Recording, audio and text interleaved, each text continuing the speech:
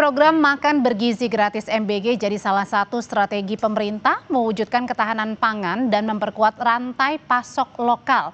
Lalu pertanyaannya, seberapa siap Indonesia benar-benar mandiri dalam penyediaan pangan untuk bisa memastikan program MBG berjalan lancar? Kita akan membahasnya malam hari ini dengan dua narasumber kami. Ada Idewa Made Agung, peneliti kebijakan publik bidang ketahanan pangan dan berkelanjutan. Selamat malam, Idewa. Selamat malam. Ada juga Ujang Komarudin, tenaga ahli utama Badan Komunikasi Pemerintah Republik Indonesia. Kang Ujang, selamat malam. Selamat malam, Mbak Udre, Bang Dewa. Ya, Beli Dewa, saya mau tanya dulu ini. Sebenarnya antara MBG dan juga ketahanan pangan, seperti apa komunikasi sederhananya atau bahasa sederhananya keterkaitan antara MBG dan ketahanan pangan ini? Ya, mungkin sebelum ke sana kita bahas dulu mengenai apa sih ketahanan pangan ya. Oke. Secara teori, ketahanan pangan atau food security itu ada 4 aspek. Yang pertama ketersediaan atau availability, barangnya ada gak nih, pangannya ada apa enggak. Yang kedua adalah akses atau affordability, mampu gak kita mengkonsumsi makanan tersebut, punya atau uang membeli ya, atau membeli ya. Oke. Yang ketiga adalah utilitas, kegunaan. Kegunaan itu, nah ini penting, di dalamnya ada nutrisi dan ada safety. Jadi aman pangannya, nutrisinya juga cukup. Yang terakhir, baru yang keempat adalah sustainability. Gimana nih secara isu-isu keberlanjutan, apakah harming environment apa enggak? Nah, MBG dan ketahanan pangan ini tadi 4 aspeknya itu. Yang pertama, sementara kita ini secara global food security index Indonesia ini masih peringkat ke 69 atau 60 dari 113. Nah, PR kita itu ada di akses, affordability. Masyarakat Indonesia mampu gak nih mengakses atau membeli makanan yang bergizi. Nah, MBG ini hadir untuk memberikan akses masyarakat Indonesia, anak-anak, ibu hamil, ibu menyusui PAUD untuk mendapatkan akses yang bergizi, makanan-makanan yang bergizi. Nah, di sisi lain, saya rasa juga di sisi availability ya atau ketersediaan, pemerintah dengan program prioritas yang lain juga tetap terus tuh menggenjot bagaimana untuk meningkatkan komoditas-komoditas ketersediaan pangan. Kita contohnya punya stok beras paling tinggi sepanjang sejarah. Oke. Terus hari ini atau kemarin juga kita punya sejarah baru, harga pupuk diturunkan nih oleh Presiden. Dan itu untuk apa? Untuk meningkatkan availability tadi. Jadi keterkaitannya itu akan sangat erat sebenarnya antara MBG dan ketahanan pangan. Oh, oke. Nah, tetapi kemudian sebenarnya di tengah-tengah tadi ya penerapan dari MBG sendiri, sebenarnya apa sih tantangan terbesar dalam memastikan program makan bergizi gratis ini bisa tadi tepat sasaran, efisien juga, dapat menjaga ketahanan pangan kita? Apa sebenarnya tantangan terbesarnya untuk mengkomunikasikan itu semua? Ya, nah saya mau kembali lagi ke fondasinya, tepat sasaran. Ini mungkin masyarakat kita banyak yang lupa bahwa Indonesia tahun 89 itu sudah meratifikasi namanya ratifikasi Hak Anak Internasional, Convention on the Right of the Child, yang isinya adalah ada 4. Yang pertama, negara ini tidak boleh diskriminatif terhadap anak, mau anak si kaya, anak si miskin, anak di kota, anak di daerah, haknya harus terjamin. Hak apa? Mendapatkan gizi yang baik, pendidikan yang layak, dan lingkungan. Jadi kalau ada anggapan bahwa MBG ini hanya khusus mungkin daerah-daerah tertentu misalnya, itu salah. Atau anak-anak tertentu itu salah. Nah, pada kenyataannya sebaliknya. Justru kita harus, benar itu salah yang pertama, kita sudah meratifikasi itu dan kita harus menjalankannya. Dan tidak ada diskriminasi, again, sekali lagi. Mau anak si kaya, si miskin, itu tetap anak. Dan kita sudah menandatanganinya dan kita harus tanggung jawab. Kenapa dijalankan oleh Presiden Prabowo bahwa kita kasih ke seluruh anak, ya memang sudah kita harus tanggung jawab. Oke, harus tetap tanggung jawab. Nah, tapi kemudian pertanyaannya ini kan sebenarnya MBG sendiri, Kang Ujang tadi bukan hanya memberikan makanan bergizi buat anak-anak begitu ya, tetapi juga dapat menjaga ketahanan pangan kita, kemudian juga membantu juga roda perekonomian UMKM, menggerakkan usaha-usaha UMKM begitu ya. Nah, tapi pertanyaannya sebenarnya dari sisi komunikasi publik ini kan kadangkala atau bukan kadangkala, seringkali belum tersampaikan dengan baik. Ini sebenarnya bagaimana pertanyaannya memastikan agar pesan-pesan tujuan dari pelaksanaan MBG ini, manfaat MBG ini bisa benar-benar diketahui oleh publik? Kalau kami begini Mbak Udra ya, sudah 36 juta penerima manfaat menerima ya makan bergizi gratis. Bayangkan 36 juta lebih. Lalu sudah 1,4 juta porsi dibagikan juga, itu lebih juga. Jangan lupa juga bahwa ada error gitu, ada kekurangan, ada minus, ada bolong-bolong, itu jumlahnya 0,007%. Lalu kalau kita kuantifikasi, maka ya kami boleh mengatakan bahwa ini program Bapak Presiden yang sukses, yang membanggakan. Kalau kita komparasi dengan negara-negara lain yang juga ada MBG-nya, maka kita dianggap sukses. Apa artinya? Bahwa 99,99% itu kami sukses menjalankan MBG ini. Tadi kalaupun ada catatan gitu, masyarakat belum tahu atau belum menerima, ini kan belum semuanya. Betul. Yang awalnya Mbak Audrey ya, kami itu targetnya di Desember itu hanya 15 juta, sekarang aja sudah 36 juta. Artinya ada percepatan yang dilakukan oleh BGN ya, oleh atas perintah Bapak Presiden, agar memang banyak anak-anak Indonesia menerima itu. Karena di lapangan itu gini, ada yang belum menerima komplain ke pemerintah, ke Bapak Presiden, kami belum menerima Pak, kami juga berhak, itu kami juga ingin menerima MBG, itu terus setiap hari mengalir permintaan-permintaan itu. Oleh karena itu Bapak Presiden merespon dengan cepat. Ya, anggarannya disediakan begitu, lalu juga di tahun depan ditambah begitu, ditambah tata kelolanya juga diperbaiki, sehingga apa? Sehingga ada minus-minus kekurangan itu, ada bolong-bolong itu, ya kita tambal, kita perbaiki, kita evaluasi bersama, sehingga apa yang menjadi cita-cita Bapak Presiden itu memberikan makan bergizi gratis kepada anak Indonesia betul-betul menjadi program yang membanggakan, dan ini menjadi sejarah bagi Indonesia begitu. Tapi juga bagaimana menanggapinya dari sisi pemerintah juga kan? Tadi pelaksanaannya bukan hanya untuk membuat anak-anak jauh lebih sehat dengan makanan yang bergizi begitu, tapi juga menggerakkan perekonomian, usaha UMKM. Tapi juga ada satu sisi yang menyatakan bahwa lebih baik saya terima uang tunainya saja daripada MBG. Bagaimana caranya mengkomunikasikan ini agar sebenarnya tujuan dari MBG sendiri ini bukan hanya soal tadi pemberian makan, tetapi ada sirkulasi di dalamnya yang juga menggerakkan ekonomi, termasuk juga ketahanan pangan. Nanti ya Kang Ujang Lidewa akan menjawab, tetap bersama kami di Sapa Indonesia Malam.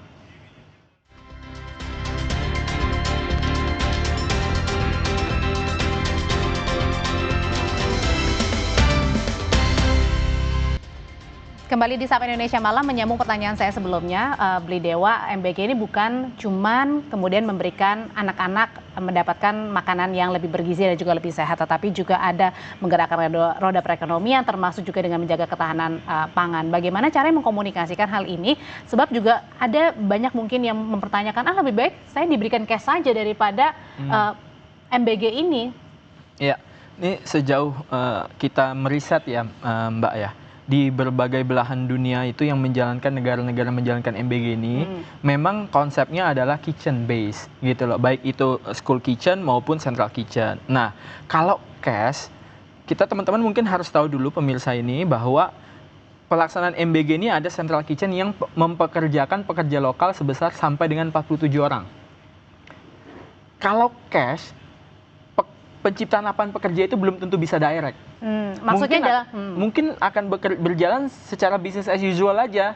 Ada cash, nanti ibu-ibu belanja dan belum tentu dibelanjakan ya untuk kebutuhan gizi. Mungkin entah buat saya nggak tahu keperluan yang lain. Tapi kalau kini langsung ke kitchen, ada penciptaan lapangan pekerjaan baru. Belum lagi nanti pekerja yang di dapur, yang direct maupun yang penciptaan UMKM, peternak kebagian juga, semua jadi satu sirkular ekonomi gitu. Nah, kalau cash saya belum melihat bisa langsung ada penciptaan yang signifikan gitu. Karena akan running as business as usual. Oke, jadi dalam artian sederhana ketika misalnya dikasih cash begitu, kemudian ya itu seperti biasa saja ibu rumah tangga atau mungkin bapak rumah tangga ya membelanjakan, ataupun belum tentu membelanjakan itu untuk kebutuhan pangan, bisa yang lain ya. Meskipun itu baik, tapi juga belum tentu bisa menggerakkan perekonomian yang lain untuk UMKM yang lain, usaha yang lain begitu Mas. Iya. Dalam kalimat sederhananya. Karena juga di berbagai negara ada memang yang cash, tapi itu pun dia sudah sifatnya dikasih kartu. Kayak di US tuh ada beberapa states yang dia dikasih kartu, yang muridnya itu bisa belanja di resto atau apa, yang hanya bisa kartu itu dibelikan untuk makan itu aja. Gitu. Jadi udah dedicated gitu loh. Itu aja di negara maju mereka masih menciptakan seperti itu. Nah, di Indonesia mungkin biar lebih standardized, kita bikin central kitchen yang impactnya juga ya yang tadi ada penciptaan lapangan pekerjaan baru, belum lagi supplier baru dan seterusnya. Seperti itu sih. Oke. Nah, kalau berbicara soal MBG juga gimana caranya ke depannya? Kang Ujang, untuk meyakinkan publik juga bahwa oke, ada kekurangan, mungkin kemarin ada masalah-masalah seperti misalnya masalah keracunan begitu, bagaimana caranya juga meyakinkan bahwa kedepannya ini juga akan lebih baik dan kita semaksimal mungkin akan mengurangkan mistake itu, kesalahan-kesalahan itu. Ya, kita ukur ya dengan katakanlah penilaian yang objektif. Begitu sekitar 2 minggu lalu kan ada beberapa ya katakanlah kasus-kasus yang terjadi di MBG. Ada ratusan bahkan ya, di hari salah ini satu kan daerah. hampir ya tidak terlihatan ya, hampir tidak bergerak angka itu. Hampir ya apa namanya, kami melihatnya bahwa ini ada keberhasilan, ada kesuksesan bahwa BGN mampu yang mengevaluasi, memastikan bahwa memperbaiki tata kelola. Selama ini kan banyak kritik yang masuk kepada BGN, kepada kami juga, pada pemerintah, bahwa ada catatan, ada kerawanan pangan gitu. Lalu kami melihatnya tadi kalau day to day ada yang bermasalah, tentu menjadi pikiran kami bersama, evaluasi bersama, dan itu juga sudah disampaikan oleh Pak Mensesnek ya kan, bahwa akan diperbaiki dan lain sebagainya. Oleh karena itu kami yakin Mbak, ini kan tadi kalau data yang kami sampaikan ini kan objektif. Pak Presiden selalu mengatakan, sampaikan data apa adanya, sampaikan jangan pernah berbohong gitu. Lalu juga terbuka saja. Ya tadi di awal sudah kami sampaikan bahwa sudah 36 juta lebih penerima manfaatnya, 1,4 miliar porsi lebih juga. Lalu juga tadi kekurangannya tuh errornya katakanlah ada 0,007%. Artinya itu 99,90% itu sukses. Nah, kekurangan-kekurangan yang ada tadi kami pahami karena tidak ada program yang sempurna. Pasti ada celah, ada kekurangan untuk tadi publik atau rakyat mengkritik kami gitu. Karena tadi Karena ini juga program baru berjalan setahun begitu maksudnya. ya, tapi alhamdulillah sudah berjalan setahun pun sudah sukses luar biasa. Tadi kalau ada kekurangan, publik melihatnya tentu kita perbaiki bersama, evaluasi bersama bahwa ke depan mudah-mudahan ya tadi ya tidak ada aksiden-aksiden ke depan gitu. Mas Dewa kan juga kemudian pasti pergi ya ke beberapa daerah melihat langsung bagaimana proses produksi, kemudian pemberian makan bergizi sampai ke anak-anak. Sebenarnya yang paling rentan dilihat atau yang mungkin yang paling harus mendapatkan titik concern sekarang ini di bagian mana ya, supaya tadi menghilangkan betul-betul kekurangan-kekurangan yang sebelumnya terjadi seperti misalnya masalah keracunan. Ya, jadi ada yang namanya critical control point ya. Dan kemarin juga dari Pak Kepala Badan saya dengar juga dari Bu Waka juga sudah mulai meng-up concern-concern tersebut. Misalnya yang pertama itu untuk menanggulanginya perlu ada berbagai sertifikasi yang harus dimiliki oleh SPPG. Dari mulai SLHS, HACCP, keamanan pangan, layak air, dan itu menurut saya kita patut apresiasi lah. BGN, teman-teman BGN di sini sudah mulai menyadari itu bahwa yes, memang ada berbagai macam kemungkinan yang akan terjadi di dapur untuk menciptakan akan terjadinya keracunan atau kejadian luar biasa. Tapi yang kita perlu sadari juga, setelah makanan itu diantar, di drop ke sekolah, nah di situ juga perlu ada penanganan khusus, ada pengawasan khusus bagaimana handling makanan yang diantar ke sekolah juga bisa seproper mungkin. Jadi kalau ada tray ditumpuk, ditaruh nanti di depan sekolah, ditaruh di lantai, ditaruh apa, nah itu juga perlu kita awasi. Jadi pihak sekolah pun juga perlu diedukasi bagaimana sih food handling yang baik gitu. Bagaimana nih kalau saya bisa, bagaimana itu tidak ada yang nuker misalnya, atau anak itu tetap makan yang dia kasih dari SPPG, tidak dibawa di tempat lain, tidak dicampur. Karena apapun yang kejadian di sekolah itu tetap nanti pasti larinya ke SPPG tuh gitu loh. Padahal begitu pihak SPPI-nya mendrop itu ke sekolah, apapun bisa terjadi di situ. Jadi di tengah-tengah jalan gitu ya. Betul, di tengah jalan ataupun di sekolah. Jadi benar-benar itu perlu ada pengawasan, dan menurut saya pelatihan terhadap guru pun penting untuk bagaimana sih menangani makanan yang baik. Naruh tray itu nggak boleh loh tanpa ada atap, nggak boleh loh ditaruh di bawah pohon, nggak boleh loh sembarangan, seperti itu sih. Oke, balik lagi soal ketahanan pangan. Ini bagaimana juga caranya agar tadi hasil dari MBG atau pelaksanaan dari MBG ini tetap juga tadi akhirnya membuat roda perekonomian jalan, terus kemudian kesanggupan masyarakatnya juga memperoleh makanan yang berkualitas iya, tapi juga kemudian dari kemudian penyediaannya juga ada, karena tadi kan ada surplus beras dan lain sebagainya. Bagaimana caranya itu tetap bisa bergerak ke arah yang positif semuanya? Ya, Jadi kalau sebelum-sebelumnya ya, mungkin pemerintah bikin program fokusnya di hulu, meningkatkan produktivitas pangan A, meningkatkan produksi pangan B. Di hilirnya, off takernya itu mungkin agak kurang diperhatikan gitu. Nah, sekarang sama presiden dibalik. Dia Seperti apa contohnya, Mbak? contohnya demand-nya disiapkan dulu. Nanti market akan adjust. Ada demand-nya, kita supplier, kita produsen, itu pasti akan adjust. Market pasti akan nyediain barangnya gitu. Yang penting ada demand-nya. Oke, contoh gini misalnya, ketika misalnya dulu kan banyak yang demo, bukan demo ya, akhirnya membuang misalnya cabai Betul. yang dari hasil petani kemudian karena Betul. mungkin sudah rusak atau harganya tidak di luar logika begitu ya. Nah, misalnya dengan adanya ini? Dengan adanya ini sekarang bayangin satu desa bisa ada sekian puluh SPPG. Di situ petani nggak usah akan bingung. Saya ambil contoh, saya kemarin main ke SPPG Warung Kiara Sukabumi. Itu saya main ke sana, saya ketemu pertama kali petani tersebut, itu tahun lalu. Sekarang petani tersebut sudah kaya raya, Mbak. Oh. Sekarang dia sudah mempekerjakan banyak petani Karena lainnya. tidak bingung lagi mau jualnya Karena kemana nggak bingung lagi gitu. Dulu SPPG cuma satu, sekarang berapa di Sukabumi? Sekarang dia udah punya traktor, dia udah bisa punya anak buah Itu istilahnya. melalui MBG selama Melalui MBG. setahun. Karena MBG gitu loh. Dan itu baru dari petani beras, belum dari sayur, belum dari peternak. Seperti itu.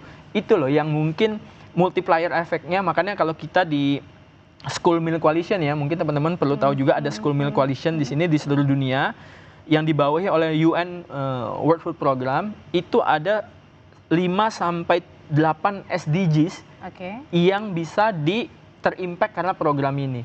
Zero poverty, gender equality dan lain-lain. Banyak anak-anak sekolah terutama yang perempuan putus sekolah gara-gara udah yang cowok aja. Ini enggak, udah ke sekolah aja nanti dapat makan. Gitu. Itu juga menurutku perlu dihitung oleh teman-teman di Badan Gizi Nasional sih. Jadi bukan cuma program kasih makan aja. Biasanya cuma kasih makan doang. Enggak, Nah, itu itu selama ini salah. mungkin yang kemudian di benak publik begitu ya. Betul. Singkat kalau gitu Kang Ujang, gimana caranya terakhir dengan singkat aja memastikan begitu ya antara output dari MBG ini baik bukan hanya tadi untuk memberikan makanan yang bergizi kepada anak-anak, tetapi juga menggerakkan seluruh roda perekonomian kita. Ya pasti ya, Pak Presiden itu sudah pikirkan selamatan. Jadi anak-anaknya dapat makan, lalu roda ekonominya juga berputar gitu. Lalu juga jangan lupa pengusaha-pengusahanya juga mendapatkan keuntungan. Dan yang pasti adalah roda ekonomi itu bergerak di desa-desa. Saya beberapa bulan lalu ke Kalsel gitu. Mengumpulkan ya teman-teman di SPPG. Mereka happy, senang. Bahkan yang dulu ada kritik pembayaran susah di yayasan gitu. Kemarin itu tersenyum lebar gitu. Kenapa? Karena memang manfaat dari MBG itu tadi. Dan sangat terbantu ya. Semua jadi rantai pasok semua distribusi makanan juga terjadi. Oleh karena itu kami meyakini ini program yang luar biasa dan menjadi unggulan Bapak Presiden. Tentu mohon dukungan doa restu dari seluruh rakyat Indonesia begitu agar memang programnya berjalan dengan baik. Kang Ujang, terima kasih untuk perspektifnya. Beli Dewa, terima kasih. Sama-sama Mbak Audrey.